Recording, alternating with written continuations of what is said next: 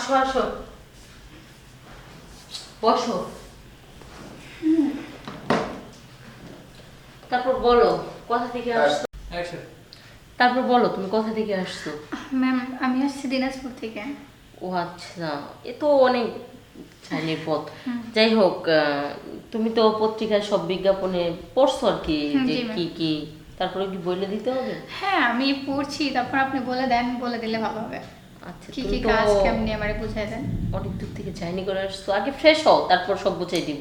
হ্যাঁ ফ্রেশ তো অবশ্যই হবো, কিন্তু তারপর এই একটু যে কথা জিজ্ঞাসা- এগেতেছে বলেন শুনি।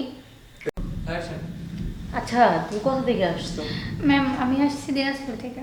ও, অনেক জার্নি করে আসছো, তাহলে যাও ফ্রেশ হয়ে নাও, পরে কথা বলি। হ্যাঁ ম্যাম আমার কাজটা কি যদি বুঝাই দিতেন। ও আচ্ছা, তোমার কাজটা হলো মূলত আমার স্বামী প্যারালাইসিসের রোগী। আহ, প্রায় 6 মাস ধরে। তো আমি তো আবার একটা জব করি, আমি বাসা থাকতে পারি না। এই জন্যে ওনার সেবা যত্ন করার জন্য, যেমন ধরো খাওয়া দাওয়া ঠিক মতো, তারপর ওষুধ পানি, তাকে সবসময় পরিষ্কার রাখার জন্য আমার একটা মেয়ে দরকার।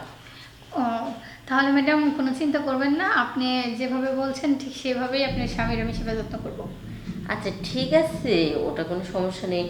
তুমি তোমার ভোটার আইডেন্টি কার্ড নিয়ে আসছো? হ্যাঁ হ্যাঁ আছি। আচ্ছা, আমাকে ফটোকপিটা দাও। আচ্ছা আমি দিচ্ছি। এই যে ম্যাম, এখানে একটা ফটো করতে। আচ্ছা,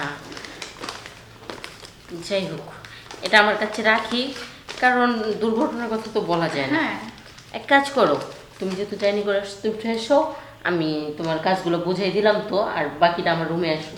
আচ্ছা ঠিক আছে। আচ্ছা ঠিক আছে, বাকিটা আমার রুমে আসো, কথা হবে।